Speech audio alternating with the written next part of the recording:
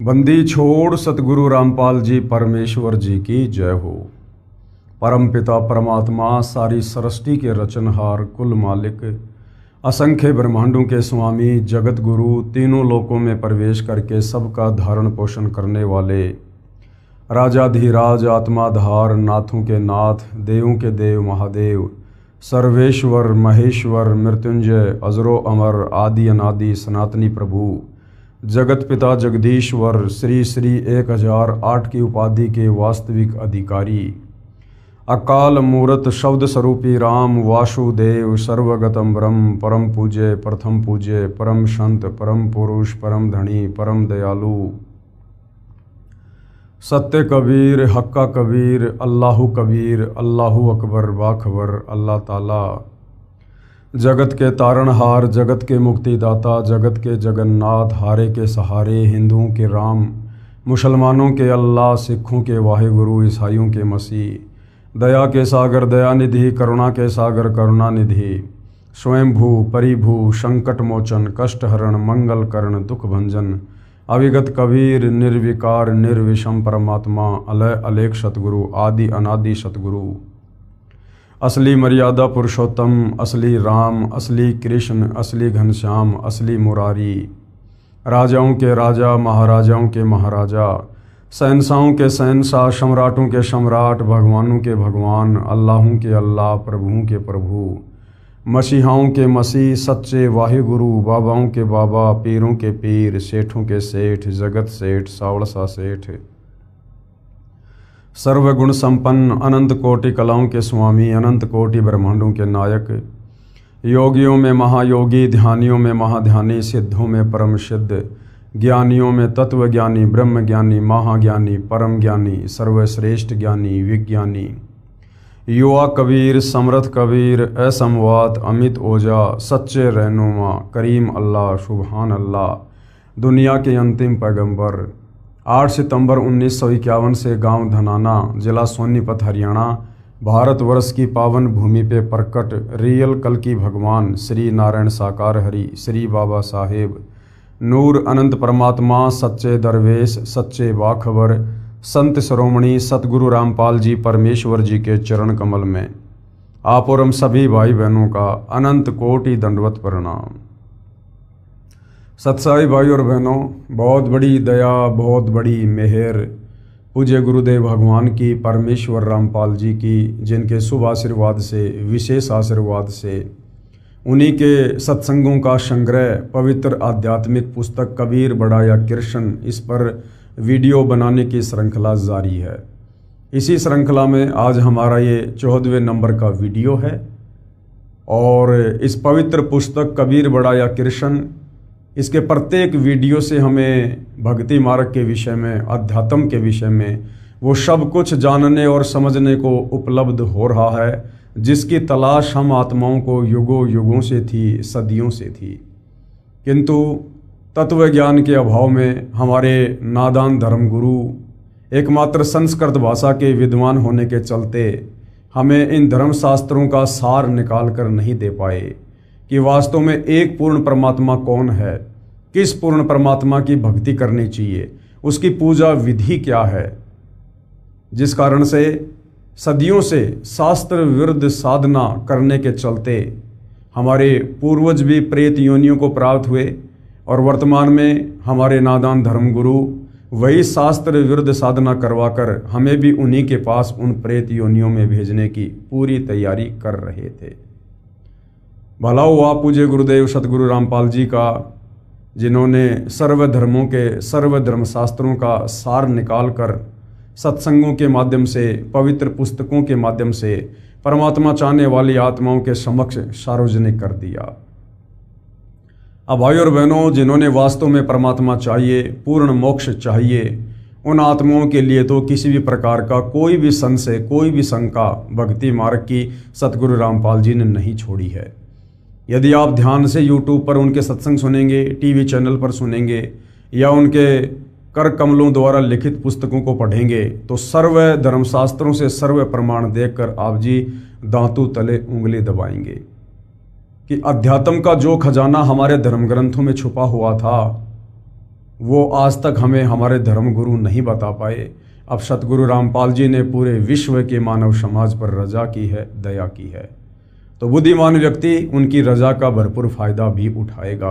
अन्यथा ये मनुष्य जन्म जो केवल परमेश्वर प्राप्ति के लिए मिलता है, 184 योनियां भोगने के बाद मिलता है, शास्त्र विरुद्ध साधना करके हम इसको फिर से यूं ही बर्बाद करके चले जाएंगे और योगों योगों इस काल के कोलों में पिसते रहेंगे, असहनीय पीड़ा भोगते रहेंगे। तो भाइयों और बहनों, पवित्र पुस्तक कबीर बड़ा या कृष्ण, इस पर हमारा जो टॉपिक चल रहा है वो है जनता की अदालत।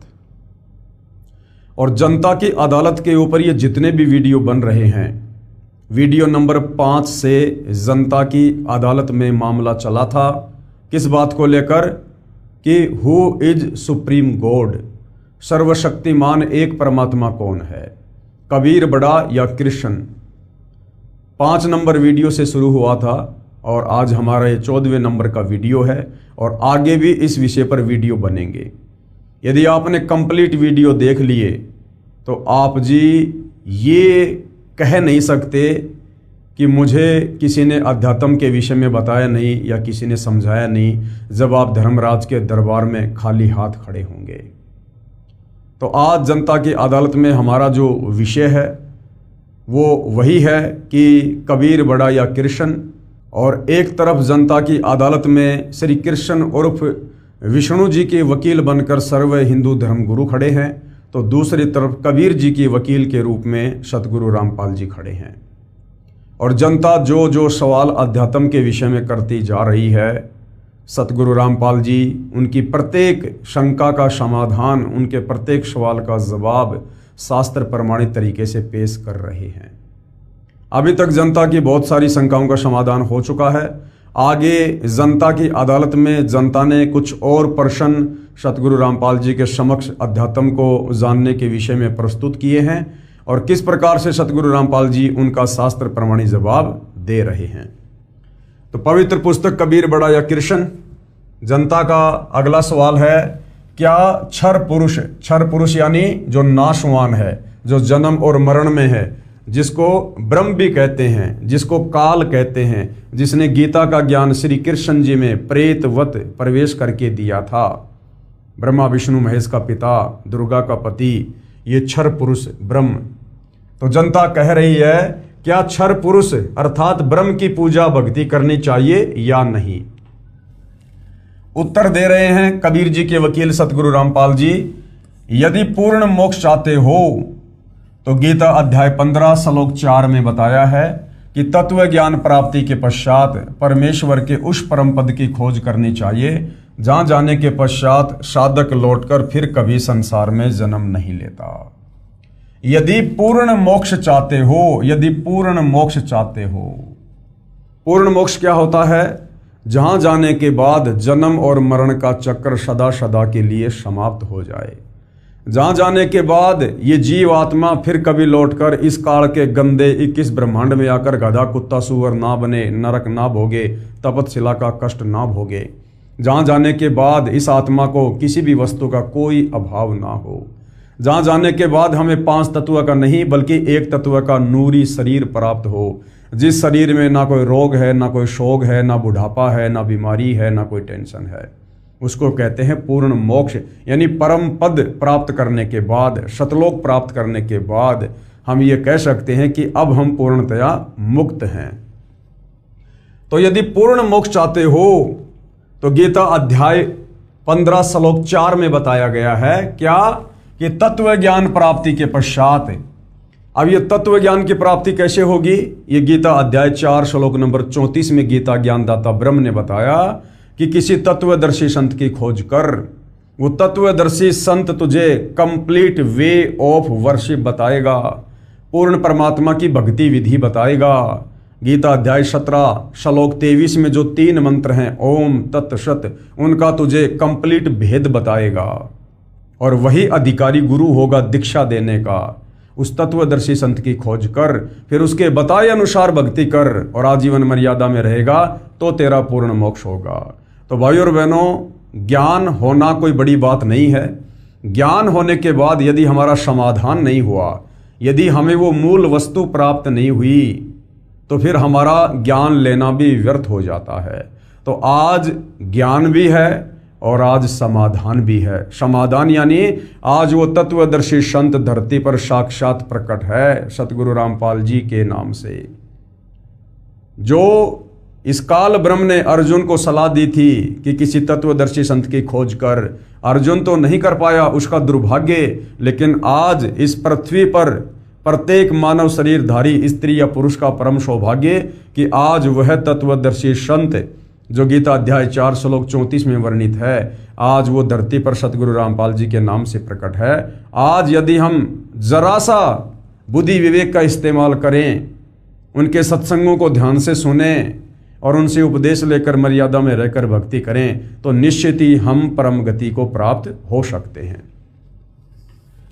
गीता अध्याय 15 श्लोक 4 में बताया है कि तत्व ज्ञान की प्राप्ति के पश्चात परमेश्वर के उस परम पद की खोज करनी चाहिए जहां जाने के बाद साधक यानी भगत लौटकर फिर कभी संसार में जन्म नहीं लेता, इस काल के गंदे संसार में जन्म नहीं लेता।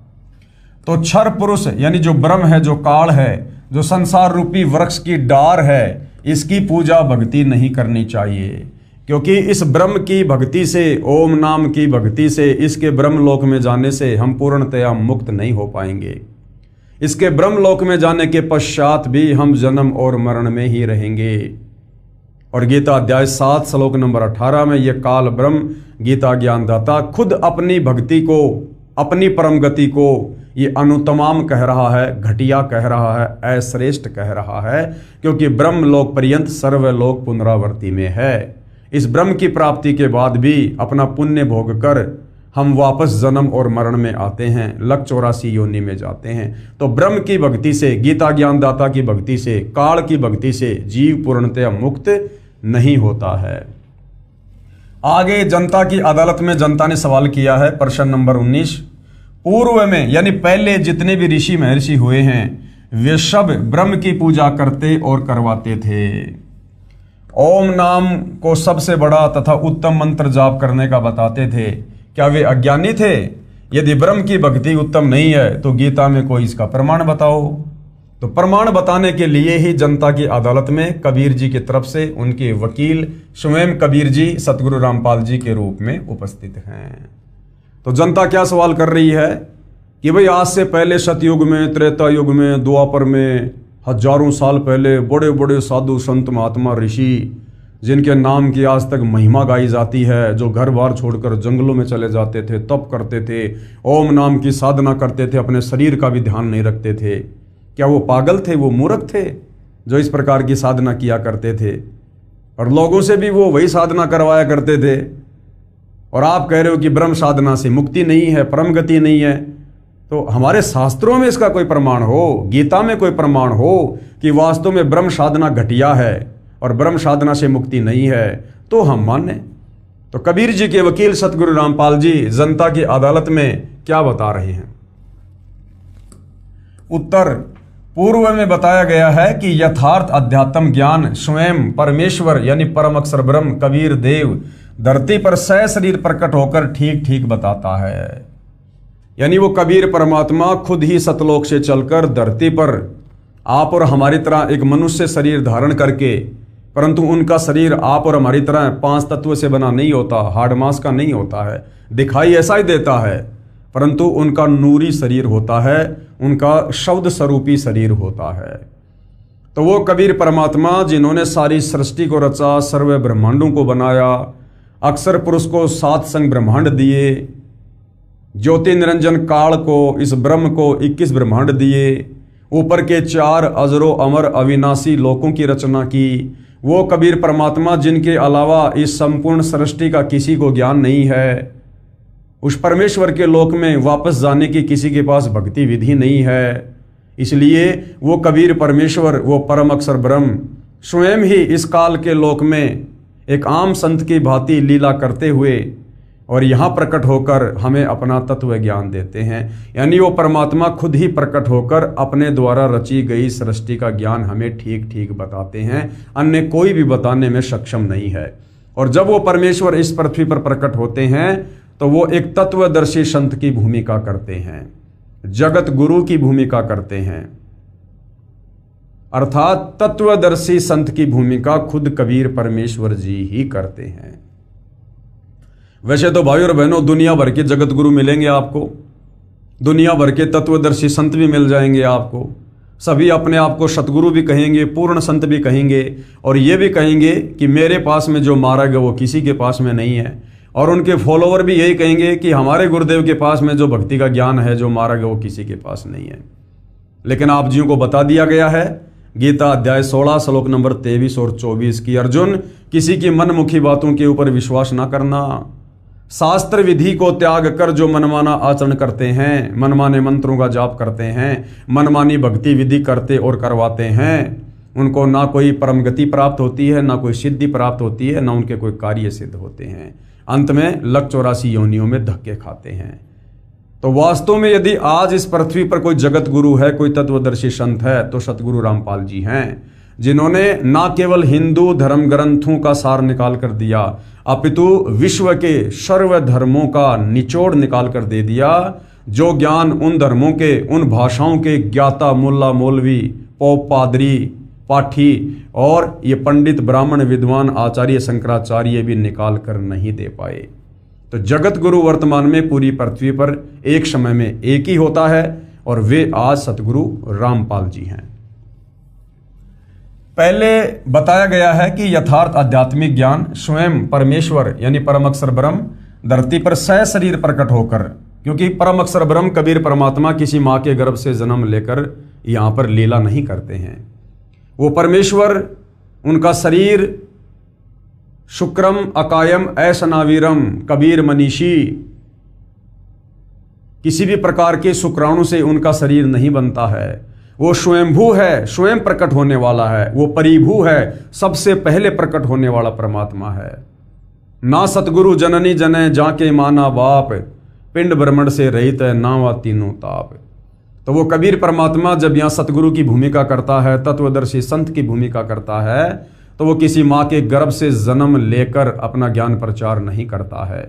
वो परमेश्वर समर्थ है, वो सक्षम है आप और हमारी चरम दृष्टि को धोखा देते हुए, इस काल बलि को धोखा देते हुए वो परमेश्वर लीला चाहे जो मर्जी करे, परंतु वास्तव में वो किसी माँ के गर्भ से जन्म लेकर जेल में लिपट कर शरीर से बाहर नहीं आता है।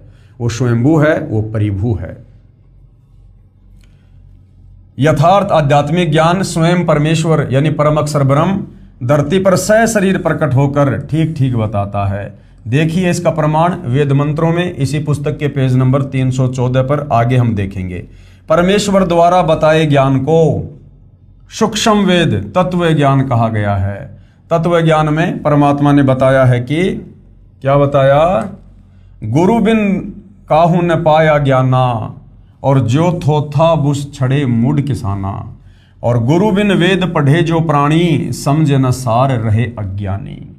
गुरु बिन काहू न पाया ज्ञाना, आज तक किसी ने भी गुरु की शरण से दूर होकर शास्त्रों का यथार्थ ज्ञान प्राप्त नहीं किया है, और ना कोई गुरु से दूर होकर शास्त्रों का यथार्थ ज्ञान प्राप्त कर सकता है। यदि ऐसा कोई करता है तो वो क्या करेगा, जो थोथा भूस छड़े मूड किसाना, किसान अपने खेत से फसल निकाल कर घर पर ले जाता है, पीछे से जो भूस होता है, यदि कोई उस भूस को कूटे और ये सोचे कि मैं इसमें से गेहूं निकाल लूंगा, तो वो व्यर्थ का प्रयत्न है। तो बिना गुरु के यदि कोई इन धर्मशास्त्रों को पढ़ेगा, इनका निष्कर्ष निकालना चाहेगा, तो वो केवल भूस कूटकर अनाज प्राप्ति करना चाहेगा, जो व्यर्थ प्रयत्न है। और गुरु बिन वेद पढ़े जो प्राणी, समझ न सार रहे अज्ञानी। गुरु के बिना जो वेद शास्त्रों को पढ़ेगा वो निष्कर्ष नहीं निकाल पाएगा। अब विचार करो भाई और बहनों, आज इस धरती पर एकमात्र सतगुरु रामपाल जी ही ऐसे महापुरुष हैं जिन्होंने सर्व धर्म शास्त्रों का निचोड़ निकालकर भगत समाज को दे दिया है। और किसी भी धर्म का कोई भी धर्मगुरु सतगुरु रामपाल जी के प्रवचन सुनने के बाद उनके समक्ष ज्ञान चर्चा करने के लिए उपस्थित नहीं हो रहा है, क्योंकि उन्हें भली भांति पता है कि सतगुरु रामपाल जी के पास में आध्यात्मिक ज्ञान का गोला है और ज्ञान सब ज्ञान अड़ी कबीर ज्ञान सो ज्ञान, जैसे गोला तोप का करता चले मैदान। कि तुम 5 मिनट भी सतगुरु रामपाल जी के सामने नहीं रुक पाओगे, नहीं टिक पाओगे, क्योंकि वर्तमान में जनता शिक्षित है। जनता स्वयं अपनी आंखों से धर्मशास्त्रों में लिखी सच्चाई को देखकर निर्णय कर सकती है। अब वो सदियों पहले वाला समय नहीं है जिस समय जनता अनपढ़ थी, अशिक्षित थी, और हमारे नादान धर्मगुरु जैसा भी हमें शास्त्रों का हवाला देकर बता दिया करते थे, हम उस पर आंख बंद करके यकीन कर लिया करते थे। जिस कारण से किसी भी धर्म का कोई भी धर्मगुरु सतगुरु रामपाल जी के बार बार ज्ञान चर्चा के लिए आमंत्रित करने के बाद भी उनके समक्ष उपस्थित होकर भगत समाज का मार्गदर्शन करने के लिए नहीं आ रहा है। तो विचार करो भाइयों और बहनों, सतगुरु रामपाल जी ने 17 फरवरी 1988 को आदरणीय राम देवानंद जी से लीलामय तरीके से नाम दीक्षा प्राप्त की, और केवल 6 वर्ष उन्होंने आदरणीय राम देवानंद जी के एक सुयोग्य शिष्य बनकर भक्ति करने की भूमिका की। और आदरणीय राम देवानंद जी जो अनपढ़ थे, उन्होंने ना कभी गीता पढ़ी, ना कभी वेद पढ़े, ना कोई धर्मशास्त्र उन्होंने पढ़ा, ना कभी उन्होंने अपने भक्तों को पढ़ाया। और उन राम देवानंद जी की शरण में रहकर मात्र 6 साल में सतगुरु रामपाल जी ने विश्व के समस्त धर्म ग्रंथों का निष्कर्ष निकाल दिया, सार निकाल दिया। जो गलतियां मुसलमान धर्म के मुल्ला मौलवियों ने, स्कॉलर ने, अनुवादकर्ताओं ने पवित्र कुरान शरीफ में, कुरान मजीद में, तौरात में, ज़बूर में, इंजिल में की हुई हैं, जो गलतियां हिंदू धर्म के आचार्यों ने, शंकराचार्यों ने, गीता अनुवादकों ने वेदों के अनुवाद करते समय, गीता का अनुवाद करते समय, पुराणों का अनुवाद करते समय की हुई हैं, वो तमाम गलतियां सतगुरु रामपाल जी ने सार्वजनिक भी कर दी और उन गलतियों को ठीक भी कर दिया। अब विचार करो भाइयों और बहनों, जिसका गुरु अनपढ़ और उस गुरु की संगति करके मात्र 6 साल में, क्या इस पृथ्वी पर ऐसा कोई व्यक्ति हो सकता है जो समस्त धर्मशास्त्रों का निष्कर्ष निकाल कर दे दे। और आदरणीय गरीबदास जी का 5वां वेद सूक्ष्म वेद सदग्रंथ साहिब, उसमें विश्व की सभी भाषाओं के शब्दों का समावेश है। और उस सदग्रंथ साहिब का खुलासा सन 1994 से सन 2000 तक सतगुरु रामपाल जी ने किया। क्या यह किसी व्यक्ति के द्वारा करना संभव है? बिल्कुल भी नहीं है। इसलिए जैसा कि वेदों में लिखा है, परमेश्वर की महिमा में लिखा है कि वो परमात्मा अपने ज्ञान का प्रचार प्रसार करने के लिए, अपने ज्ञान का संदेशवाहक बनकर, अपने ज्ञान का दूत बनकर स्वयं ही सतलोक से चलकर इस पृथ्वी पर सशरीर प्रकट होता है और एक तत्वदर्शी संत की भूमिका करके प्रचार प्रसार करता है। तो निसंदेह वर्तमान में धरती पर स्वयं कबीर परमेश्वर सतगुरु रामपाल जी के रूप में प्रकट हैं, जिन्होंने आज न केवल हिंदू समाज में परमात्मा चाहने वाली आत्माओं के लिए, अपितु सर्व धर्मों में परमात्मा चाहने वाली आत्माओं के लिए उन धर्मों के धर्म ग्रंथों का निष्कर्ष निकालकर अनेकों पुस्तकें बना दी हैं। इस पुस्तक के अलावा आप जी एक पुस्तक है हिंदू साहिबान नहीं समझे गीता वेद पुराण, आप इसको पढ़ सकते हैं, ये प्रमाणित पुस्तक है। मुसलमान नहीं समझे ज्ञान कुरान, आप इस पुस्तक को पढ़ सकते हैं। ये मुसलमान धर्म की पवित्र 4 उन कतेबों के ज्ञान से प्रमाणित है। इसके साथ ही सिख धर्म के गुरु ग्रंथ साहिब का और ईसाइयों की बाइबल का सतगुरु रामपाल जी ने सार निकाल कर दे रखा है। तो ये किसी व्यक्ति विशेष की या किसी इंसान विशेष की बस की बात नहीं है। सतगुरु रामपाल जी स्वयं परम ब्रह्म हैं, ये साक्षात कबीर परमेश्वर हैं जो आप और हमारे आत्म कल्याण के लिए धरती पर प्रकट हैं। और हमने इनके सत्संगों को ध्यान से सुनकर, इनके ज्ञान को समझकर, इनसे उपदेश प्राप्त करके आजीवन मर्यादा में रहकर भक्ति करके अपनी आत्मा का कल्याण करवाना चाहिए। तो गुरु बिन काहू न पाया ज्ञाना, जो थोथा भू छड़े मूड किसाना, गुरु बिन वेद पढ़े जो प्राणी, और समझे न सार रहे अज्ञानी। जिन महर्षियों व महर्षियों को सतगुरु नहीं मिला, उनकी ये दशा थी कि वेद पढ़ते थे परंतु वेदों का सार नहीं समझ सके। सर्वप्रथम 21 ब्रह्मांड में वेद सागर मंथन के दौरान इस ब्रह्म ने काल ने श्री ब्रह्मा जी को दिए। ब्रह्मा जी ने 4 वेदों को पढ़ा, परंतु ब्रह्मा जी भी 4 वेदों का सार आज तक नहीं समझ पा रहे। आज तक ना श्री विष्णु जी समझ पा रहे, ना श्री शंकर जी समझ पा रहे। तो सोचिए भाई और बहनों, फिर नीचे 21 ब्रह्मांड में, तीनों लोकों में और कौन प्राणी है जो इन वेदों को पढ़कर इनका निष्कर्ष निकाल सकता है। और सतगुरु रामपाल जी ने निष्कर्ष निकालकर सार्वजनिक भी कर दिया है।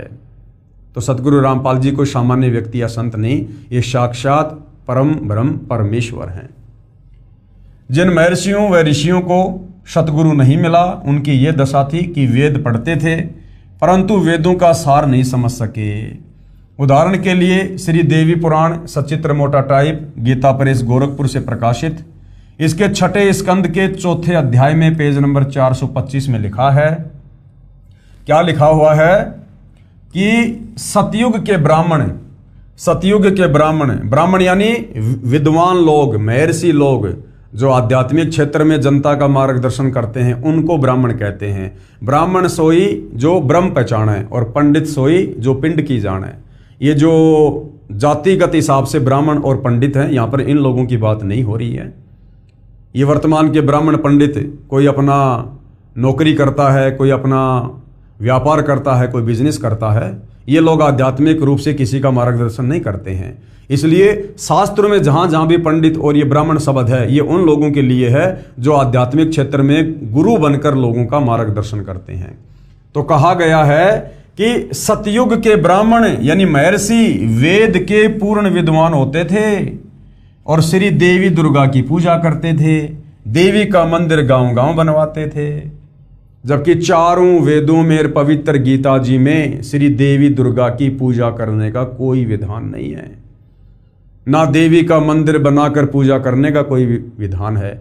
फिर ये हमारे नादान धर्म गुरु आचार्य, ये महर्षि जन, ये ऋषि जन, ये वेदों के विपरीत साधना भगत समाज से करवा रहे थे।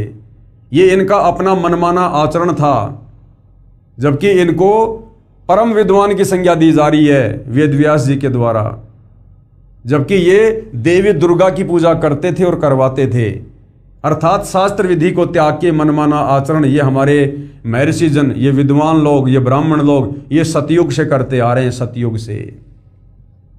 इसलिए भाइयों और बहनों, आज तक पूरे विश्व का मानव शास्त्र विरुद्ध साधना करके और भयंकर तरीके से काल के जाल में फंसा हुआ है, जन्म और मरण के चक्कर में पड़ा हुआ है, लख 84 योनियों में पीड़ा सहन कर रहा है। अब सतगुरु रामपाल जी ने आकर वो 9 मन उलझा हुआ सूत सुलझाया है, जो इन महर्षियों ने सदियों से उलझा रखा था। 9 मन सूत उलझिया ऋषि रहे झकमार, और सतगुरु ऐसा सुलझा दे फिर उलझे न दूजी बार। तो जो आध्यात्मिक ज्ञान इन महर्षियों ने पूरी तरह से उलझा रखा था, अपनी मनमुखी थ्योरी समाज में पेश करके और शास्त्रों का हवाला देकर कि हम जो भी कुछ बता रहे हैं, जो भी कुछ भक्ति कर रहे हैं, ये शास्त्रों में लिखा है। अब सतगुरु रामपाल जी ने आकर इसको सुलझाया है, और अब ये इस कलयुग में दोबारा से उलझने वाला नहीं है, भले कोई भक्ति करियो या ना करियो। कि सतयुग के ब्राह्मण यानी महर्षि वेद के पूर्ण विद्वान होते थे और श्री देवी दुर्गा की पूजा करते थे, देवी का मंदिर गांव गांव बनवाते थे। विचार किया जाए, वेदों में तथा गीता में कहीं नहीं लिखा है कि श्री देवी दुर्गा जी की पूजा करो और उसके मंदिर बनवाओ। ऋषिजन पढ़ते थे वेद और कर्म सब वेद विरुद्ध करते थे, तो क्या खाक विद्वान थे। पेश है इसका प्रमाण श्रीमद् देवी भागवत यानी देवी पुराण के स्कंद 6 से संबंधित प्रकरण की फोटोकॉपी। ये देखिएगा भाई और बहनों, ये श्री देवी पुराण है यानी श्रीमद् देवी महापुराण है, ये मध्य देवी भागवत, इसका 6ठा स्कंद है। जन्मेजय ने पूछा, महाभाग किस युग में कैसा धर्म का स्वरूप है, इस संपूर्ण विषय को विशेष रूप से बताने की कृपा करें। जन्मेजय ने श्री वेदव्यास जी से पूछा कि मुझे सतयुग के बारे में, त्रेता युग के बारे में, द्वापर के बारे में बताइए कि उस समय धर्म किस प्रकार से होता था, लोग क्या क्या भक्ति करते थे, क्या क्या पूजा पाठ किया करते थे, भक्ति भाव की क्या स्थिति थी।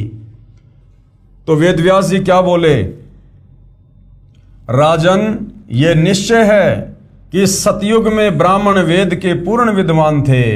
ये वेदव्यास जी के अपने खुद के विचार हैं, ये शास्त्रों में नहीं लिखा हुआ है कि सतयुग के ब्राह्मण विद्वान वेदों के पूर्ण विद्वान थे। नहीं, ये वेदव्यास जी के अपने विचार हैं जो जन्मेजय जी को बता रहे हैं। देखिएगा, राजन, ये निश्चय है कि सतयुग में ब्राह्मण वेद के पूर्ण विद्वान थे। उनके द्वारा निरंतर भगवती जगदम्बा की आराधना होती थी, जबकि वेदों में कोई जिक्र नहीं है जगदम्बा की भक्ति का। भगवती का दर्शन करने के लिए उनका मन सदा लालायित रहता था। गायत्री के ध्यान, प्राणायाम और जप में वे अपना सारा समय व्यतीत करते थे, यानी अपना अनमोल समय और श्वासें वो लोग बर्बाद किया करते थे, व्यर्थ किया करते थे। माया बीज का जप करना उनका प्रधान कार्य था। माया बीज का जप यानी दुर्गा जी का जाप। अब भाइयों और बहनों, ये माया बीज का जाप, ये दुर्गा जी का जाप ना चारों वेदों में है ना गीता जी में है। चारों वेद और गीता में केवल इस ब्रह्म तक की साधना का मंत्र है ओम। यजुर्वेद अध्याय 40 मंत्र 10 और गीता अध्याय 8 श्लोक नंबर 13 केवल एक ओम मंत्र है इस ब्रह्म साधना का। इसके अलावा और कोई मंत्र जाप करने का नहीं है। इसके अलावा गीता अध्याय 17 श्लोक 23 में ओम तत्सत, ये 3 मंत्र हैं, ये सांकेतिक हैं, कोड वर्ड में हैं। ये केवल तत्वदर्शी संत ही बता सकता है। ये पूर्ण ब्रह्म परमेश्वर की पूजा का मंत्र है। और हमारे ये विद्वान लोग, ये वेदों के ज्ञाता लोग, वेदों को पढ़ने वाले, ये माया बीज का जाप करते थे, यानी दुर्गा जी के मंत्रों का जाप करते थे। तो इन्होंने मनमुखी रूप से दुर्गा जी के मंत्र बना रखे थे। प्रत्येक गांव में शक्ति मंदिर का उद्घाटन हो, यानी दुर्गा का मंदिर बने, इस विषय की उनके मन में बड़ी उत्सुकता थी। धर्म की यही स्थिति त्रेता में भी रही, यानी वही पाखंड पूजा, वही मनमाना आचरण जो सतयुग में था वो त्रेता युग में भी चलता रहा। परंतु कुछ हाश हो गया, यानी गिरावट आ गई। फिर लोग इन देवी देवताओं की पूजा पे आ गए। सतयुग की जो स्थिति थी वह द्वापर में विशेष रूप से कम हो गई। राजन, उन प्राचीन युगों में, सतयुग में, त्रेता युग में और द्वापर में, उन प्राचीन युगों में जो राक्षस समझे जाते थे, जो निकम्मे आदमी समझे जाते थे, जो लोगों को भक्ति नहीं करने देते थे, भक्ति में बाधा डालते थे, उनको राक्षस कहते थे। उन प्राचीन युगों में जो राक्षस समझे जाते थे वे कली में, यानी वर्तमान इस कलयुग में ब्राह्मण माने जाते हैं। यानी वर्तमान के जो ब्राह्मण हैं, जो धर्म गुरु हैं, वो चाहे किसी भी धर्म के हैं, मुल्ला, मौलवी, पोप, पादरी, पाठी, आचार्य, शंकराचार्य, संत, महंत, मंडलेश्वर। सतयुग में जो राक्षस हुआ करते थे वो वर्तमान के ब्राह्मण हैं, ब्राह्मण हैं। यानी सतयुग के राक्षसों का जैसा स्वभाव था वैसा तो वर्तमान के ब्राह्मणों का, विद्वानों का, आचार्यों का, शंकराचार्यों का है इस कलयुग में। राजन, उन प्राचीन युगों में जो राक्षस समझे जाते थे वे कली में, यानी इस कलयुग में ब्राह्मण माने जाते हैं। क्योंकि अब के ब्राह्मण यानी वर्तमान के जो धर्मगुरु हैं वो पाखंड करने में तत्पर रहते हैं। दूसरों को ठगना, झूठ बोलना और वैदिक धर्म कर्मों से अलग रहना कलयुगी ब्राह्मणों का स्वाभाविक गुण बन गया है। वे कभी वेद नहीं पढ़ते। वैदिक धर्म कर्मों से अलग रहना यानी वेदों में वास्तव में जो पूजा पाठ है, जो भक्ति विधि है, जो कर्म है, जो धार्मिक अनुष्ठान है, वो ना करवा के मनमुखी रूप से करवा रहे हैं। और उन प्राचीन युगों में, सतयुग में, त्रेता युग में, द्वापर में जो राक्षस समझे जाते थे वो तो वर्तमान के धर्मगुरु हैं। वर्तमान के धर्मगुरु यानी उन राक्षसों जैसा स्वभाव तो वर्तमान के आचार्यों का, शंकराचार्यों का, धर्मगुरुओं का है। ये श्री वेदव्यास जी कह रहे हैं। वेदव्यास जी तो आपकी आंखों के सामने है भाइयों और बहनों। आज से पहले इन धर्मशास्त्रों का वास्तविक ज्ञान किसी के भी पास नहीं था। सब केवल उवा बाई ही बका करते थे। सब के सब शास्त्र विरुद्ध साधना पर आरूढ़ थे। विचार करें, श्रीमद् भगवत गीता चारों वेदों का सारांश है। आप जी गीता जी को तो जानते ही हो, पढ़ते भी होंगे। क्या गीता में कहीं लिखा है कि श्री देवी की पूजा करो, यानी श्री दुर्गा की पूजा करो? गीता में कहीं लिखा हुआ है? इसी प्रकार चारों वेदों में कहीं नहीं लिखा है कि दुर्गा यानी श्री देवी की पूजा करो और उसके मंदिर बनवाओ।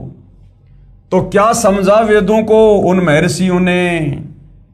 जनता की अदालत में जनता ने सवाल किया था कि प्राचीन युगों से हमारे बड़े बड़े विद्वान, साधु, संत, महात्मा, महर्षि जन ये ब्रह्म साधना करते हुए आ रहे थे और लोगों से भी करवा रहे थे। फिर आप कैसे कह सकते हो कि ब्रह्म साधना से मुक्ति नहीं हो सकती? तो आप जी की आंखों के सामने है। श्रीमद् देवी भागवत महापुराण यानी देवी पुराण के 6 स्कंद में क्लियर कर दिया गया है कि सतयुग के ब्राह्मणों को यानी विद्वानों को भी, महर्षियों को भी शास्त्रों का ज्ञान नहीं था, वेदों का ज्ञान नहीं था। वो भी धर्म कर्म से बहुत दूर बैठे हुए थे और मनमाना आचरण कर और करवा रहे थे। तो क्या खाक विद्वान थे सतयुग के महर्षि? सतयुग के महर्षि भाइयों और बहनों, अब जाकर हमें ये क्लियर हुआ है, ये रोशनी हुई है इस तत्व ज्ञान की टोरस से कि हम जिनको बड़े बड़े परम विद्वान, बड़े बड़े महर्षि और आचार्य शंकराचार्य समझा करते थे, वो तो भक्ति और भगवान की ABCD के पास भी नहीं थे। ABCD के पास भी उन्हीं महर्षियों का मनमाना विधान है। ओम नाम सबसे बड़ा अर्थात उत्तम है, जो कहते थे कि ब्रह्म पूजा भक्ति सर्वश्रेष्ठ है। जो ब्रह्म की पूजा इष्ट देव मानकर करते थे वे अज्ञानी थे। उनकी ब्रह्म साधना अनुत्तम गति देने वाली है, यानी उससे भी मोक्ष नहीं है। विशेष ये दशा तो सतयुग के ब्राह्मणों की थी, यानी वेदों के विरुद्ध साधना, धर्मशास्त्रों के विरुद्ध साधना, वेदों के विरुद्ध पूजा पाठ कर्म कांड धार्मिक अनुष्ठान, ये स्थिति तो सतयुग के ब्राह्मणों की थी। अब सोचो भाई और बहनों, वर्तमान के ये जो कलयुग के ब्राह्मण हैं, जो कलयुग के गुरुजन हैं, इनकी क्या स्थिति होगी? ये तो बिल्कुल बट्ठा बैठाने पर तुले हुए हैं, बट्ठा बैठाने पर समाज का। ये दशा तो सतयुग के ब्राह्मणों की थी। कलयुग के ब्राह्मणों यानी शंकराचार्य ब्राह्मण हैं, अन्य कर्म कांड भी अधिकतर ब्राह्मण ही करते और करवाते हैं, तथा जो अन्य गुरुजन है वे उन्हीं कलयुगी ब्राह्मणों से सुना अज्ञान प्रचार करते हैं। इन कलयुग के गुरुजनों यानी ब्राह्मणों के विषय में इसी श्री देवी भागवत पुराण की फोटोकॉपी में बताया है कि जो सतयुग में राक्षस माने जाते थे वैसे तो कलयुग के ब्राह्मण हैं वर्तमान के धर्मगुरु, क्योंकि अब के ब्राह्मण प्राय पाखंड करने में तत्पर रहते हैं। दूसरों को ठगना, झूठ बोलना और वैदिक धर्म कर्म से अलग रहना कलयुगी ब्राह्मणों यानी धर्म गुरुओं का स्वाभाविक गुण बन गया है। और वर्तमान में आप जी देख भी रहे हो, सतगुरु रामपाल जी के अलावा सारे के सारे वेदों के विरुद्ध, गीता के विरुद्ध, पुराणों के विरुद्ध ही साधना कर और करवा रहे हैं। गीता जी में प्रमाण है, श्रीमद् देवी भागवत अध्याय 7 श्लोक 12 से 15 में तो बताया है कि जो तीनों गुणों यानी रजगुण ब्रह्मा, सतगुण विष्णु तथा तमगुण शंकर की पूजा करने वाले राक्षस स्वभाव को धारण किए हुए मनुष्यों में नीच दूषित कर्म करने वाले मूर्ख मुझे भी नहीं बसते।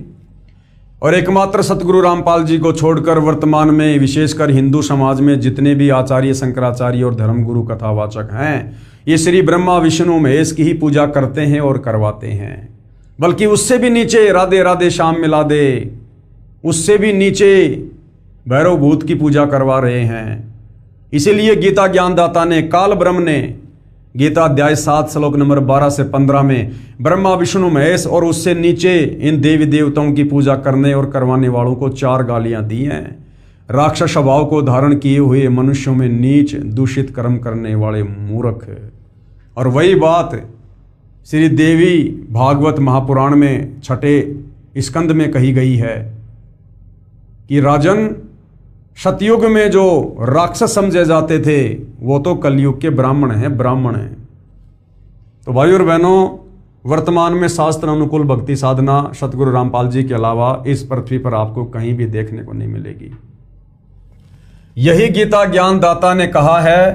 फिर गीता अध्याय 7 के श्लोक 16 से 18 में गीता ज्ञानदाता ब्रह्म ने कहा है कि मेरी भक्ति 4 प्रकार से करते हैं।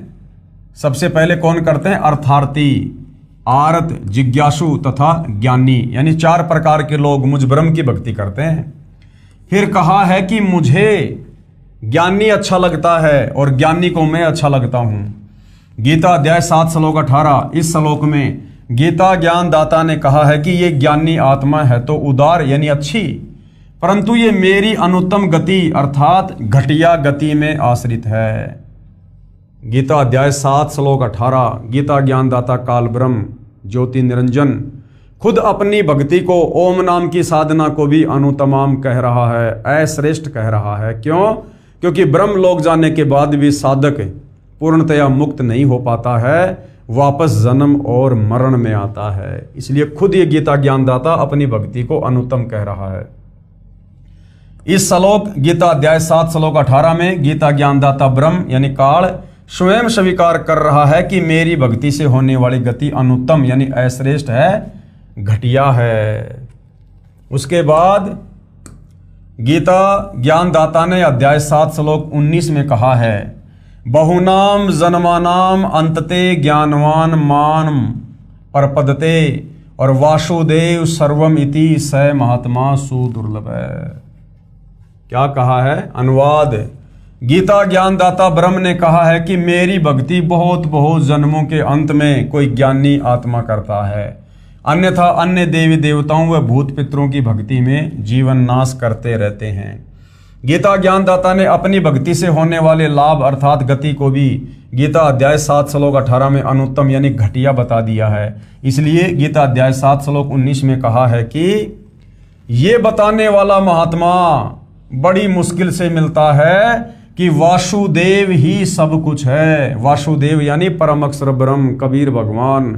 वासुदेव यानी जिसका सारी सृष्टि में वास है, जिसका आधिपत्य पूरी सृष्टि पर है, जो सबका स्वामी है, उसको कहते हैं वासुदेव। कि ये बताने वाला महात्मा मुश्किल से मिलता है कि वासुदेव ही सब कुछ है, यानी वो तत्वदर्शी संतो बड़ी मुश्किल से मिलता है जो ये बताएगा कि वो परम अक्षर ब्रह्म कबीर देव ही पूजा के योग्य है और यही सबका सृजनहार है, यही पापनाशक है, पूर्ण मोक्षदायक है और यही पूजा के योग्य है। यही वासुदेव ही कुल का मालिक अर्थात परम अक्षर ब्रह्म है। केवल इसी की भक्ति करो, अन्य की नहीं। गीता ज्ञानदाता अपनी भक्ति को तो गीता अध्याय 7 श्लोक नंबर 18 में घटिया बता रहा है और जस्ट अगले श्लोक में गीता अध्याय 7 श्लोक 19 में कह रहा है कि मुझ काल ब्रह्म की भक्ति ओम नाम के साथ में युगों युगों के बाद बहुनाम जन्मानाम अंतते ज्ञानवान माम परपदते, यानी मुझ काल ब्रह्म की ओम नाम की साधना भी बहुत बहुत जन्मों के अंत में कोई एकाध ही आत्मा करती है। और जो ये बता दे कि वासुदेव ही सब कुछ है, वासुदेव सर्वम इति स महात्मा सुदुर्लभ है, यानी वासुदेव यानी कबीर परमात्मा ही सब कुछ है, सारी सृष्टि का मालिक है, कुल का मालिक है, सबको रचने वाला है और वही पूजा के योग्य है। ये बताने वाला महात्मा तो बड़ा दुर्लभ है, यानी वो तत्वदर्शी संत तो बहुत दुर्लभ है। और आज भाई और बहनों वो तत्वदर्शी संत बड़ा सुलभ है, फ्री में मिल रहा है, फ्री में। अरे मार्केट से नमक की थैली लेने जाओ तो वो भी 15-20 रुपए की मिलेगी। और वो तत्वदर्शी संत, ऋषि संत महात्मा ज्ञानी सतयुग त्रेता द्वापर में हजारों लाखों साल की उम्र हुआ करती थी, पूरा का पूरा जीवन उस परमात्मा की प्राप्ति में बिता दिया, उसकी छाया के दर्शन भी नहीं कर पाए और आज वो वासुदेव, वो कबीर परमात्मा तत्वदर्शी संत के रूप में धरती पर सहज में उपलब्ध है। तो भाई और बहनों, अगर जरा भी बुद्धि रखते हो तो सतगुरु रामपाल जी के सत्संग प्रवचन सुनना शुरू कर दो और अपनी आत्मा के कल्याण के लिए उनसे दीक्षा लेकर भक्ति शुरू कर दो। अन्यथा काल का षड्यंत्र बहुत भयंकर बताया है। युगों युगों दोबारा हमारा दाव नहीं लगेगा, मौका नहीं लगेगा। ये तत्वदर्शी संत खोजने से नहीं मिलता है, ये खुद आकर मिलता है, खुद। गीता ज्ञान दाता ने भी स्वयं कहा है कि हे अर्जुन, तू सर्वभाव से उस परमेश्वर की शरण में जा। गीता अध्याय 18 श्लोक 62 में खुद गीता ज्ञानदाता क्या कह रहा है? अपने से अन्य उस परम अक्षर ब्रह्म की शरण में जाने की सलाह अर्जुन को दे रहा है।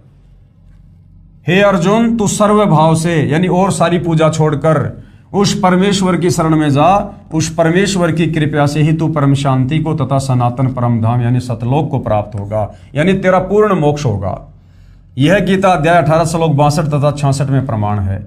फिर गीता अध्याय 2 श्लोक 17 में तथा अध्याय 18 श्लोक 46 में गीता ज्ञानदाता ने कहा है कि जिस परमेश्वर से यानी जिस परम अक्षर ब्रह्म से, जिस कबीर देव से संपूर्ण प्राणियों की उत्पत्ति हुई है, जिससे यह समस्त जगत व्याप्त है यानी सारी सृष्टि को उसने रचा है, उस परमेश्वर की अपने स्वाभाविक कर्म करते करते पूजा करके मनुष्य सिद्धि को प्राप्त हो जाता है। यानी तत्वदर्शी संत से उपदेश लेकर और जो भी जैसा अपना नेक नीति ईमानदारी से काम करता है, कोई मजदूरी, कोई किसानी, कोई नौकरी, वो काम करते करते मर्यादा में रहकर भक्ति करते हुए वो आत्मा मोक्ष प्राप्त कर सकती है, बशर्ते उसका गुरु तत्वदर्शी होना चाहिए। फिर गीता अध्याय 15 श्लोक 4 में कहा है कि तत्व ज्ञान को समझकर, यानी तत्वदर्शी संत के सत्संगों को समझकर, ज्ञान को आधार बनाकर उसके पश्चात परमेश्वर के उस परम पद की खोज करनी चाहिए, यानी सतलोक के लिए फिर भक्ति करनी चाहिए, जहां जाने के बाद साधक लौटकर संसार में नहीं आता, और जिस परमेश्वर से संसार रूपी वृक्ष की प्रवृत्ति विस्तार को प्राप्त हुई है। अर्थात जिस परमेश्वर ने सर्व की रचना की है उसी की पूजा करो। इससे सिद्ध हुआ कि उन ऋषियों को वेद का गूढ़ रहस्य समझ नहीं आया, वे अज्ञानी रहे। जनता की अदालत में जनता ने जो प्रश्न किया था कि सतयुग त्रेता द्वापर में हमारे बड़े बड़े विद्वान लोग, महर्षि जन लोग ब्रह्म साधना करते थे, तो क्या वो मुक्त नहीं हो पाए? क्या वो साधना गलत थी? तो सतगुरु रामपाल जी ने हिंदू धर्मशास्त्रों का हवाला देकर, पवित्र गीता जी का और श्री मद देवी भागवत पुराण का, यानी देवी पुराण का हवाला देकर बिल्कुल क्लियर कर दिया है कि उनको तो भक्ति मार्ग का कै ख ग का भी ज्ञान नहीं था। आगे प्रश्न किया है जनता ने, प्रश्न नंबर 20, गीता ज्ञान दाता ने यानी काल ब्रह्म ने अपनी गति को यानी अपनी भक्ति को अनुत्तम क्यों कहा है, घटिया क्यों कहा है? अपनी ओम नाम की साधना को भी इस काल में घटिया क्यों बताया? उत्तर, गीता ज्ञान दाता ने अध्याय 2 श्लोक 12, गीता अध्याय 4 श्लोक 5, गीता अध्याय 10 श्लोक 2 में कहा है कि अर्जुन, तेरे और मेरे बहुत जन्म हो चुके हैं, तू नहीं जानता, मैं जानता हूं। मेरी उत्पत्ति को ऋषि, महर्षि तथा देवता नहीं जानते। तू और मैं तथा ये राजा व सैनिक बहुत बार पहले भी जन्मे हैं, आगे भी जन्मेंगे। पाठक जन विचार करें, जब ब्रह्म कह रहा है यानी काल खुद कह रहा है कि मेरा भी जन्म मरण होता है, तो ब्रह्म के पुजारी को गीता अध्याय 15 श्लोक 4 वाली गति यानी मोक्ष प्राप्त नहीं हो सकती, यानी परम गति प्राप्त नहीं हो सकती। जब ये ब्रह्म खुद कह रहा है गीता अध्याय 2 श्लोक 12, 10 श्लोक 2, 4 श्लोक 5 और 9 में कि मेरा तो जन्म और मरण है, मैं भी जन्मता हूं और मरता हूं, तो भला फिर इस ब्रह्म की भक्ति करने से ब्रह्म के भगत का जन्म मरण का रोग कैसे समाप्त हो जाएगा? इसलिए ये खुद गीता अध्याय 7 श्लोक 18 में अपनी ब्रह्म भक्ति को भी अनुत्तम कह रहा है, घटिया कह रहा है, अश्रेष्ठ कह रहा है। जिसमें जन्म मरण सदा के लिए समाप्त हो जाता है, साधक कभी लौटकर संसार में नहीं आता, यानी जन्म मरण सदा के लिए समाप्त हो जाता है उस परम अक्षर ब्रह्म की साधना से। जब तक जन्म मरण है तब तक परम शांति नहीं हो सकती। इस काल के लोक में जन्म मरण अटल विधान है, तो जहां जन्म मरण है वहां पर परम शांति नहीं हो सकती। उसके लिए गीता ज्ञानदाता ने अपनी भक्ति से होने वाली गति को अनुत्तम घटिया कहा है। गीता अध्याय 18 श्लोक 62 में कहा है कि परम शांति के लिए उस परमेश्वर यानी परम अक्षर ब्रह्म की शरण में जा, यानी उस कबीर भगवान की शरण में जा, तत्वदर्शी संत से उपदेश लेकर। उसी की कृपा से ही तू परम शांति को तथा सनातन परम धाम को प्राप्त होगा, यानी सतलोक जाएगा। और गीता अध्याय 8 श्लोक 5 व 7 में गीता ज्ञानदाता ने कहा है कि मेरी भक्ति करेगा तो युद्ध भी करना पड़ेगा। जहां युद्ध है वहां शांति नहीं होती, परम शांति का घर दूर है। इसलिए गीता ज्ञानदाता ने अपनी गति को यानी अपनी भक्ति को ओम नाम के जाप से होने वाला लाभ अनुत्तम यानी घटिया बताया है।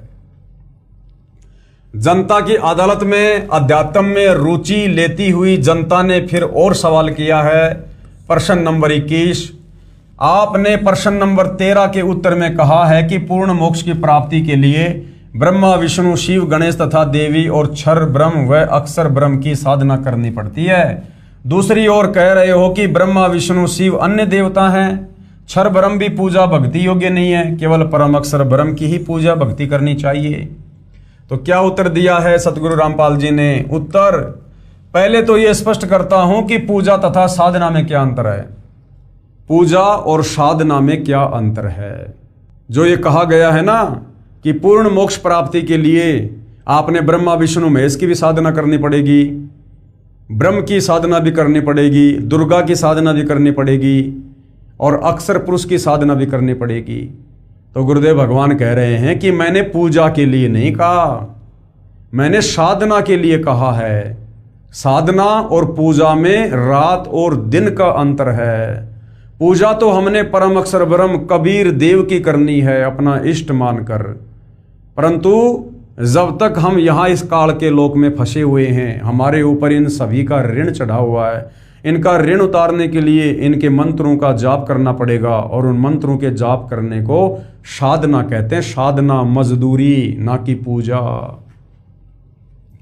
पहले तो ये स्पष्ट करता हूं कि पूजा तथा साधना में क्या अंतर है। प्राप्य वस्तु की चाह पूजा कही जाती है, यानी जिस वस्तु को हमने प्राप्त करना है, जिस वस्तु की हमें चाहत है, उसको पूजा कहा जाता है, तथा उसको प्राप्त करने के प्रयत्न को साधना कहते हैं। हमें जो वस्तु प्राप्त करनी होती है वो हमारी पूजा है, और उसको प्राप्त करने के लिए हम जो प्रयत्न करेंगे उसको कहते हैं साधना मजदूरी।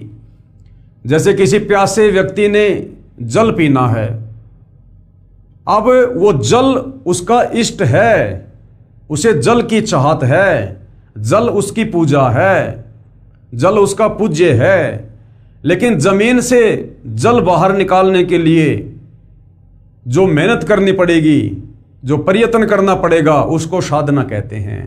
जैसे हैंड पंप से यदि हमने जल निकालना है तो हैंड पंप में बोकी मारनी पड़ेगी, पाइप को ऊपर नीचे करना पड़ेगा, वो साधना होती है, ना कि पूजा। इसी प्रकार हमने परम अक्षर ब्रह्म को प्राप्त करना है, तो परम अक्षर ब्रह्म हमारा पूज्य देव है, हमने पूजा करनी है परम अक्षर ब्रह्म की। लेकिन उसकी प्राप्ति के लिए हमने यहां जो मेहनत मजदूरी करके मंत्रों की जो हमने इनका ऋण उतारना है, काल के 21 ब्रह्मांड वाली शक्तियों का और इस अक्षर पुरुष का, तो हमने केवल वो इनके मंत्रों का जाप करके हमने केवल इनकी साधना करनी है, इनका ऋण उतारना, हमने इनका वो कर्जा उतारना है। और जब इनका कर्जा उतर जाएगा तो ये हमें मुक्त कर देंगे, और फिर हमें वो वस्तु प्राप्त हो जाएगी जिसके लिए हम प्रयत्न कर रहे थे। जो प्राप्य वस्तु है उसकी चाह पूजा कही जाती है, तथा उसको प्राप्त करने के प्रयत्न को साधना कहते हैं। उदाहरण, जैसे हमें जल प्राप्त करना है, ये हमारा प्राप्य है, हमें जल की चाह है। जल की प्राप्ति के लिए हैंडपंप लगाना पड़ेगा, हैंडपंप लगाने के लिए जो जो उपकरण प्रयोग किए जाएंगे, बोकी लगाई जाएगी, ये प्रयत्न है, यानी साधना है। इसी प्रकार परमेश्वर का वह परम पद प्राप्त करना हमारी चाह है, जहां जाने के पश्चात साधक लौटकर संसार में नहीं आता, यानी सतलोक। हमारा प्राप्य परमेश्वर तथा उनका सनातन परम धाम है, और उसको प्राप्त करने के लिए किया गया नाम जाप, हवन, यज्ञ आदि ये साधना है, मजदूरी है। उस साधना से वो पूज्य वस्तु परमात्मा प्राप्त होगा। जैसे प्रश्न 13 के उत्तर में स्पष्ट किया गया है, वही सटीक उदाहरण है। उस पूर्ण मोक्ष के लिए 3 बार में दीक्षा कर्म पूरा करना होता है। अब किस प्रकार से दीक्षा दी जाती है, क्या क्या है वो दीक्षा का वो चरण। प्रथम नाम दीक्षा, यानी सबसे पहले जब आप सतगुरु रामपाल जी से उपदेश प्राप्त करोगे तो आपको जो प्रथम मंत्र दिया जाएगा उसको कहते हैं प्रथम नाम दीक्षा। और उसमें हमें किन किन देवी देवताओं के ये मंत्र दिए जाते हैं साधना करने के लिए। श्री ब्रह्मा जी का मंत्र दिया जाता है, श्री विष्णु जी का, श्री शिव जी का, श्री गणेश जी का और श्री देवी जी का। इनके मंत्रों की साधना की जाती है। हम मजदूरी कर रहे हैं इनके मंत्रों का जाप करके, इनका ऋण उतारने के लिए। जब तक यहाँ रहेंगे ये हमें सुख सुविधा देंगे, यदि हम इनकी साधना करते रहेंगे, इनके मंत्रों का जाप करते रहेंगे। हम इनकी पूजा नहीं कर रहे, इनके मंत्रों का जाप करके इनकी साधना कर रहे हैं। दूसरी बार में जो दीक्षा दी जाती है, दूसरी बार में क्षर ब्रह्म तथा अक्षर ब्रह्म के 2 अक्षर मंत्र जाप दिए जाते हैं। दूसरी बार में जो दीक्षा उसको शतनाम कहते हैं, जिसमें 2 मंत्र हैं। गीता अध्याय 17 श्लोक नंबर 23 में जो 3 मंत्र है ना, ओम तत् सत, तो दूसरी बार में जो सतनाम दिया जाता है उसमें 2 मंत्र हैं, ओम और तत्। ये जो तत् है ये परम अक्षर ब्रह्म का है, जिसके 7 संग ब्रह्मांड हैं, परंतु ये सांकेतिक है। वो मंत्र क्या है वो सतगुरु रामपाल जी बताते हैं। दूसरी बार में क्षर ब्रह्म यानी काल तथा अक्षर ब्रह्म के 2 अक्षर मंत्र जाप दिए जाते हैं, जिसको संतों ने सत नाम कहा है। गीता अध्याय 17 श्लोक 23 में 3 नाम हैं, ओम, तत् और सत। इस सतनाम में 2 अक्षर होते हैं, एक ओम और दूसरा है तत्। ये जो तत् है ये सांकेतिक अर्थात गुप्त नाम है, जो उपदेश के समय उपदेशी को ही बताया जाता है। और तीसरी बार में जो दीक्षा दी जाती है, तीसरी बार में सारनाम की दीक्षा दी जाती है, यानी ओम तत् सत। वो जो सत है वो तीसरी बार में दिया जाता है, जो सांकेतिक है। जिस मंत्र को गीता अध्याय 17 श्लोक 23 में सत कहा है, ये भी सांकेतिक है, उपदेश लेने वाले को दीक्षा के समय बताया जाता है। इस प्रकार पूर्ण मोक्ष प्राप्त होता है। अब कबीर जी के वकील सतगुरु रामपाल जी क्या कह रहे हैं? कबीर जी के वकील, श्री कृष्ण जी के वकील साहिबान श्री विष्णु जी यानी श्री कृष्ण जी को जगदीश यानी जगत प्लस ईश सारे संसार का ये प्रभु बताते हैं और पुराणों को सत्य मानते हैं। पेश है अदालत में सबूत श्री शिव महापुराण से, जो गीता प्रेस गोरखपुर से प्रकाशित है, कि श्री विष्णु जी, श्री ब्रह्मा जी तथा श्री शिव जी ईश नहीं है, यानी ये भगवान नहीं है, ये जगदीश नहीं है, इनका जन्म और मृत्यु होता है, इनका पिता काल ब्रह्म है। यानी जनता की अदालत में श्री कृष्ण उर्फ विष्णु जी के वकील हिंदू धर्म गुरुओं ने यह दावा किया था कि हमारे हिंदू धर्म ग्रंथों में लिखा है कि श्री कृष्ण उर्फ विष्णु जी अजरो अमर हैं, अविनाशी है, ये जन्म और मरण से बाहर हैं और ये जगदीश हैं, सारे संसार के रचयिता हैं ये। तो सतगुरु रामपाल जी कह रहे हैं कि अब आपको हिंदू धर्म ग्रंथों से दिखाते हैं कि ब्रह्मा विष्णु महेश जगदीश नहीं है, ये ईश यानी भगवान नहीं है। देखिएगा कहाँ लिखा हुआ है। पेश है शिव महापुराण गीता प्रेस गोरखपुर से प्रकाशित के विद्वेश्वर खंड के अध्याय 5 व 10 की फोटोकॉपी। संक्षिप्त शिव पुराण, ये वही प्रकरण है भाइयों और बहनों जो पहले हम पढ़ चुके हैं कि एक बार श्री ब्रह्मा और श्री विष्णु जी का युद्ध हो गया। और युद्ध किस बात को लेकर? श्री ब्रह्मा जी एक बार श्री विष्णु जी के पास गए तो विष्णु जी ने श्री ब्रह्मा जी का कोई विशेष आदर सत्कार नहीं किया, बैठे बैठे कह दिया आओ बैठो।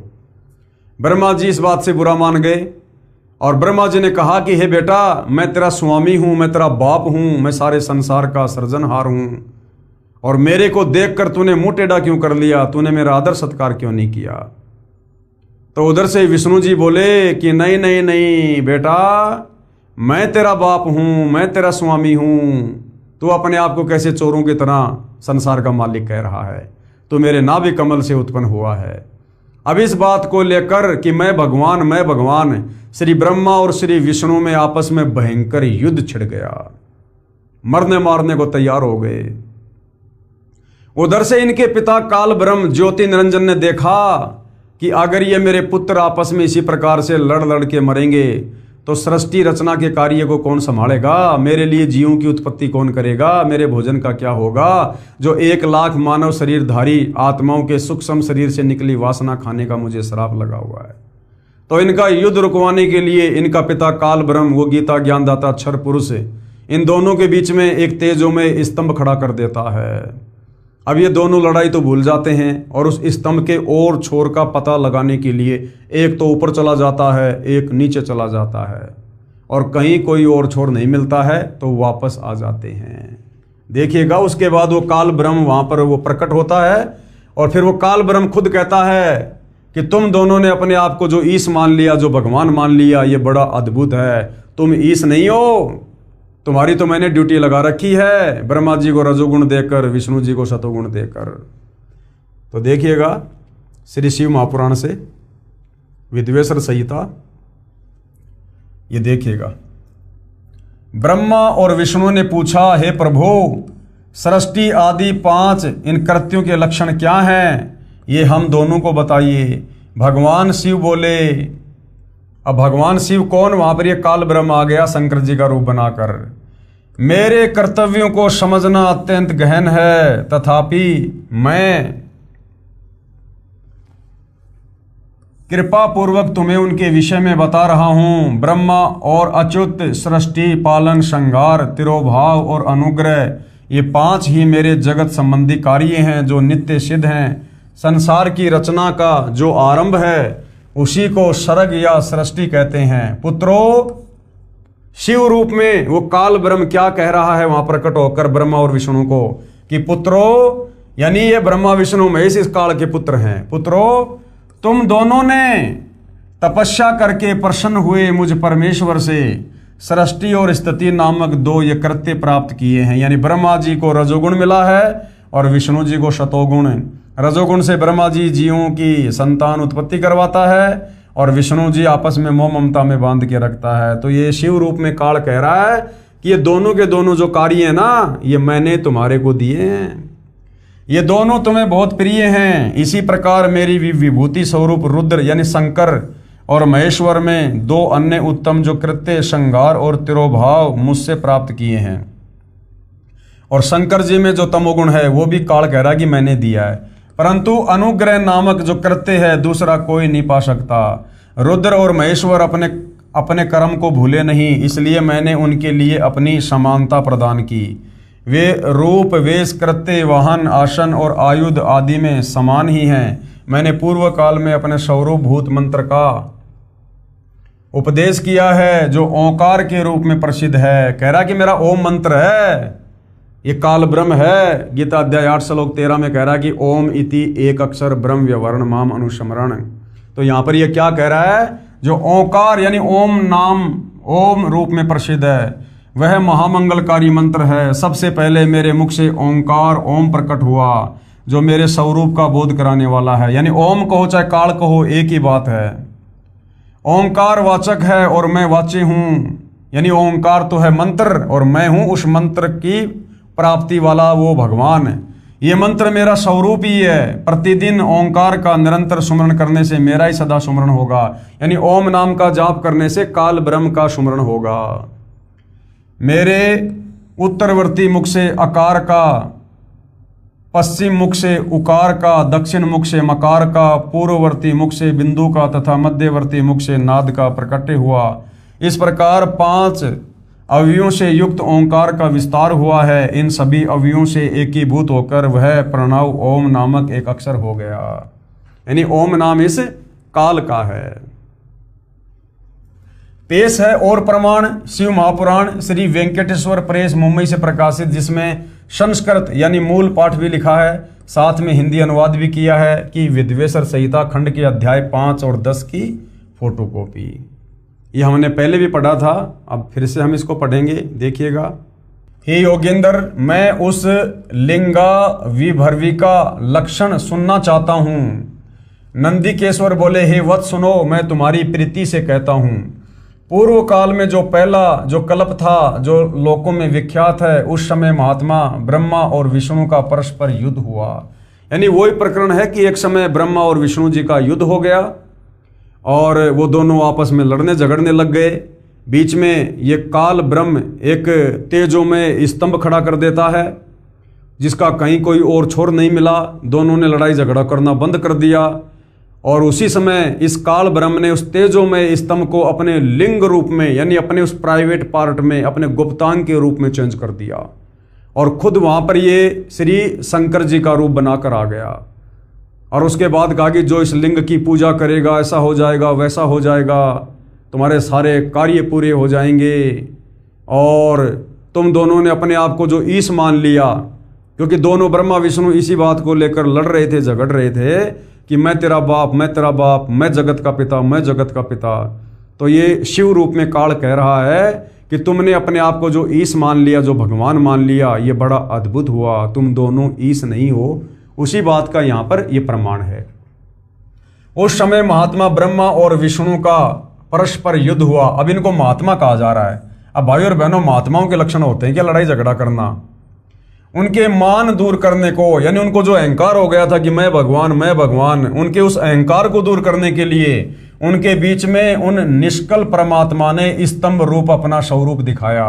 तब जगत के हित की इच्छा से निर्गुण शिव ने उस तेजों में स्तंभ से अपने लिंग का रूप दिखाया। उसी दिन से लोकों में वह निष्कल शिव जी का लिंग विख्यात हुआ और सगुण रूप में बेर रूप की कल्पना की गई। देवताओं की वह बेर पूजा इच्छानुसार भोगों को देने वाली है, परंतु शिव का लिंग बेर भोग और मोक्ष दोनों का देने वाला है। यानी ये सारा का सारा वही वर्णन है जो पहले हम जी इसी पवित्र पुस्तक में देख चुके हैं, हम उसको पढ़ चुके हैं। तो कहने का मतलब है, जनता की अदालत में जो सवाल जनता ने किया था, क्या ब्रह्मा विष्णु महेश ये परमात्मा नहीं है, ये ईश नहीं है, तो सतगुरु रामपाल जी ने श्री शिव महापुराण के विद्वेश्वर संहिता से ये क्लियर करके दिखा दिया है कि ये दोनों ईश नहीं है, ये भगवान नहीं है। श्री कृष्ण जी के वकील, अब जनता की अदालत में श्री कृष्ण जी के वकील क्या कह रहे हैं, हम चारों वेदों ऋग्वेद, यजुर्वेद, सामवेद तथा अथर्ववेद, श्रीमद् भगवद गीता, 18 पुराणों, महाभारत ग्रंथ तथा श्रीमद् भगवत सुधा सागर को सत्य शास्त्र मानते हैं। इन्हीं सदग्रंथों को आधार मानकर ज्ञान बताते हैं तथा साधना बताते हैं। श्री कृष्ण उर्फ श्री विष्णु, श्री शिव जी, श्री देवी दुर्गा की पूजा करने को कहते हैं, श्राद्ध करना बताते हैं, देव पूजा करते हैं तथा करवाते हैं। तो कबीर जी के वकील सतगुरु रामपाल जी क्या कह रहे हैं? कबीर जी के वकील दास अदालत को बताना चाहता है कि श्रीमद् भगवद गीता अध्याय 16 श्लोक 23-24 में क्या कहा है। अध्याय 16 श्लोक 23 में क्या कहा गया है? जो पुरुष यानी जो व्यक्ति यानी साधक शास्त्र विधि को त्याग कर, यानी जो गीता और वेदों में लिखा हुआ है उसके विपरीत भक्ति करके शास्त्र विधि को त्याग कर अपनी इच्छा से मनमाना आचरण करता है, जो शास्त्रों में वर्णित साधना नहीं, वह साधना शास्त्र विधि त्याग कर स्वेच्छा से आचरण करना कहा है, वह न तो सिद्धि को प्राप्त होता है और न ही परम गति को और न सुख को प्राप्त होता है। तो ये श्री कृष्ण जी के वकील जितने भी हिंदू धर्म गुरु हैं जो हवाला देते हैं हिंदू धर्म ग्रंथों का और साधना कर रहे हैं मनमुखी मनमाना आचरण शास्त्रों के विरुद्ध, जो गीता अध्याय 16 श्लोक 23 के अनुसार बिल्कुल मनमाना आचरण है। सबूत के लिए पढ़िए गीता अध्याय 16 श्लोक 23 की फोटोकॉपी। गीता अध्याय 16 श्लोक 23 में क्या कहा गया है? ये शास्त्र विधिम उत्सृजे वर्तते काम कराता न स सिद्धिम आपनवंती न सुखम न पराम गतिम। यानी जो पुरुष, जो साधक, जो भगत शास्त्र विधि को त्याग कर, यानी गीता और वेदों में जो मंत्र हैं, जो भक्ति साधना है, उसको छोड़कर मनमुखी रूप से जो भक्ति साधना करते हैं, जो मंत्रों का जाप करते हैं, जो पुरुष शास्त्र विधि को त्याग कर अपनी इच्छा से मनमाना आचरण करता है, वह न सिद्धि को प्राप्त होता है, यानी उसकी भक्ति सिद्ध नहीं होती, सफल नहीं होती, न वो परम गति को यानी मोक्ष नहीं मिलता और न कोई सुख को प्राप्त होता है। यानी जो भाग्य में वही मिलेगा, भाग्य से अधिक उसको प्राप्त नहीं हो सकता। गीता अध्याय 16 श्लोक 24 में फिर क्या कहा गया है कि हे अर्जुन, तेरे लिए कर्तव्य यानी जो साधना करनी चाहिए, जिन मंत्रों का जाप करना चाहिए, और अकर्तव्य यानी जो साधना नहीं करनी चाहिए, उसके लिए शास्त्र ही प्रमाण है। किसी धर्म गुरु के मनमुखी विचारों से भक्ति नहीं करनी चाहिए। हमारे शास्त्रों में क्या लिखा है, गीता और वेदों में क्या लिखा है भक्ति और भगवान को लेकर, साधना को लेकर, हमने वो साधना उस विधि से करनी चाहिए। तो पवित्र गीता जी में तो भाई ये लिखा कि सबसे पहले तो तत्वदर्शी संत की खोज करो, गीता अध्याय 4 श्लोक नंबर 34 में। और तत्वदर्शी संत की खोज करने के बाद फिर उसके बताए अनुसार साधना करो। फिर वो तुम्हें क्या मंत्र देगा? गीता अध्याय 17 श्लोक 23 में जो 3 मंत्र हैं, ओम तत्सत, वो तुम्हें 3 बार में उन तीनों मंत्रों की दीक्षा देगा।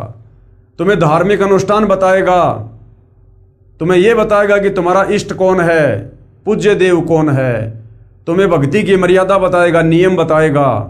तो उस तत्वदर्शी संत के बताए अनुसार भक्ति साधना करने से परम शांति मिलेगी, पूर्ण मुक्ति मिलेगी। अन्यथा यह मनमाना आचरण करने से कुछ नहीं होगा सिवाय काल का कष्ट भोगने के। ऐसा जानकर तू शास्त्र विधि से नियत कर्म कर, यानी शास्त्रों में जो नहीं लिखा है वो ना कर, जो शास्त्रों में वर्णित है वही साधना कर। पढ़िए प्रमाण के लिए गीता अध्याय 16 श्लोक 24 की फोटोकॉपी। ये देखिएगा भाई और बहनों, ये श्लोक आप जियों के सामने है। तस्मात् शास्त्रम प्रमाणम ते कार्य व्यस्तितो ज्ञात्वा शास्त्र विधि नोक्तम कर्म कर्तुम इह अहर्षि। इससे तेरे लिए इस कर्तव्य और अकर्तव्य की व्यवस्था में शास्त्र ही प्रमाण है। यानी कौन से भक्ति कर्म करने चाहिए और कौन से भक्ति कर्म नहीं करने चाहिए अर्जुन, इसके लिए शास्त्र ही प्रमाण है। किसी धर्म गुरु की मनमुखी बातों के हिसाब से भक्ति मत करना। ये जो राधे राधे श्याम मिला दे, हरे राम हरे कृष्णा, ओम नमः भागवते वासुदेवाय नमः और दुनिया भर के लाखों करोड़ों नाम जाप देते हैं, ये सब मनमुखी हैं। जो भक्ति की असली विधि है वो गीता जी में बताई गई है, जो अब सतगुरु रामपाल जी ने निकाल कर दे दी है। यानी कहने का मतलब है, वर्तमान में यदि किसी को काल के 21 ब्रह्मांड से, जन्म मरण के रोग से, लग 84 योनि की पीड़ाओं से बाहर निकलना है तो सतगुरु रामपाल जी की शरण में आकर उनको अपना गुरु बनाकर उनके बताए अनुसार साधना अंतिम श्वास तक मर्यादा में रहकर करने से ही पीछा छूटेगा। दूसरा कोई ऑप्शन, कोई तरीका नहीं है। गीता वेदों व पुराणों में भी पितर व भूत पूजा मोक्षदायक नहीं बताई। अब क्या कहा गया है, गीता, चारों वेदों और 18 पुराणों में ये जो पितर पूजा है, हमसे जो श्राद्ध निकलवाए जा रहे हैं, जो ये पितरों की पूजा करवाई जा रही है, भूत पूजा मोक्षदायक नहीं बताई है। पवित्र ग्रंथ गीता जो चारों वेदों का सार है और वर्तमान में जो भक्ति साधना हमारे धर्म गुरु हमसे करवा रहे हैं, 99% हिंदू समाज आज भी कर रहा है। शास्त्र विधि को त्याग कर मनमाना आचरण, ये सारी भक्ति पूजा साधना गीता जी में व्यर्थ बताई है, ये मनमाना आचरण बताया है। तो भाई और बहनों, गीता जी में कहां कहां लिखा हुआ है, और यदि गीता जी में इस प्रकार की भक्ति साधना को जो आज पूरा हिंदू समाज लगभग कर रहा है, यदि उसको व्यर्थ बताया, शास्त्रों के विरुद्ध बताया है, तो फिर शास्त्र अनुकूल साधना क्या है, ये भी हमें इस पवित्र पुस्तक कबीर बड़ा या कृष्ण के अगले एपिसोड में पता चलेगा, क्योंकि मामला चल रहा है जनता की अदालत में। और हिंदू समाज के ऊपर भाई और बहनों, सतगुरु रामपाल जी ने एक बहुत बड़ा महाउपकार किया है, क्योंकि जो चारों वेद हैं, ये चारों वेद भक्ति का मूल हैं, अध्यात्म का मूल हैं, जड़ हैं। और आपका सौभाग्य कि आपका जन्म हिंदू समाज में हुआ है। इस हिंदू धर्म में जन्म होने के कारण आप जी वेदों के समर्थक हैं, गीता जी के समर्थक हैं। भले आपने कभी वेद नहीं पढ़े, गीता नहीं पढ़ी, लेकिन जब इनका जिक्र आता है तो ऑटोमेटिक आत्मा इनको स्वीकार करती है। तो हिंदू धर्म में जन्म होने के कारण ये आपके लिए बहुत ही बड़ा ये प्लस पॉइंट है कि आप बहुत जल्दी भक्ति और भगवान को समझ सकते हो, आप भक्ति पर लग सकते हो, आप मोक्ष प्राप्त कर सकते हो। ये चारों वेद पूरे विश्व के मानव समाज के लिए हैं।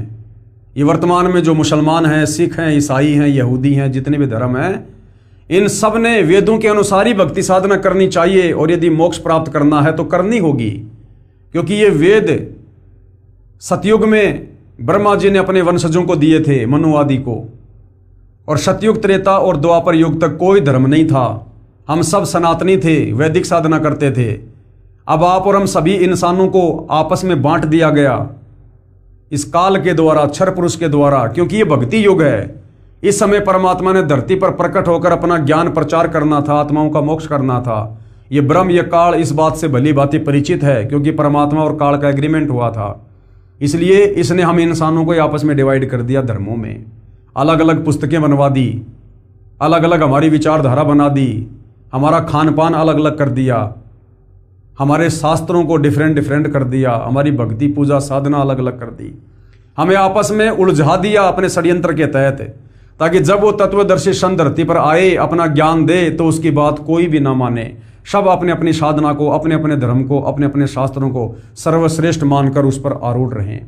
लेकिन भाई और बहनों, इस काल का ये जो सुदृढ़ जो ये किला है, ये ढहाने के लिए ही परमात्मा धरती पर तत्वदर्शी संत बनकर आते हैं। तो ये काल उनके आगे बालक है, बच्चा है, नादान है, अबोध है। और ये इतना सारा सब कुछ जो ज्ञान दिया जा रहा है, ये भाई और बहनों आप और हम जीवों की बुद्धि को विकसित करने के लिए दिया जा रहा है। अन्यथा परमेश्वर रामपाल जी के लिए किसी का भी मोक्ष करना कोई बड़ी बात नहीं है। तुम कर दो पल में पार हो जा रजा तेरी।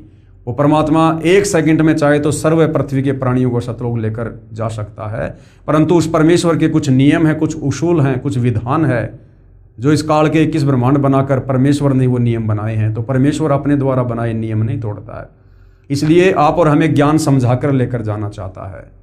इसलिए सतगुरु रामपाल जी आज इतना प्रयास कर रहे हैं, इतना संघर्ष कर रहे हैं, और उनके संघर्ष की सफलता इसी में है कि हम उनके ज्ञान को समझकर उनकी शरण में आकर अपनी आत्मा का कल्याण करवाएं, क्योंकि मनुष्य जन्म केवल आत्मा के कल्याण के लिए मिलता है, और तत्वदर्शी संत हम आत्माओं के कल्याण के लिए ही आते हैं, प्रकट होते हैं।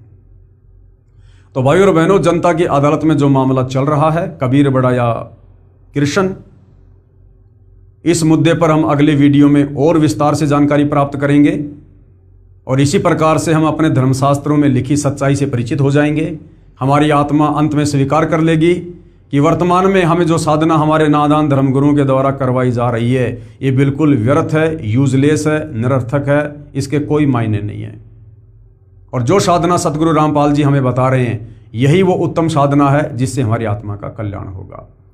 तो भाइयों और बहनों, आज के वीडियो में केवल इतना ही। परमेश्वर हम सबको आज्ञा दे, सद्बुद्धि दे, हमारा मार्गदर्शन करें, भ्रम ने भटकने से बचाएं। बंदी छोड़ सतगुरु रामपाल जी परमेश्वर जी की जय हो।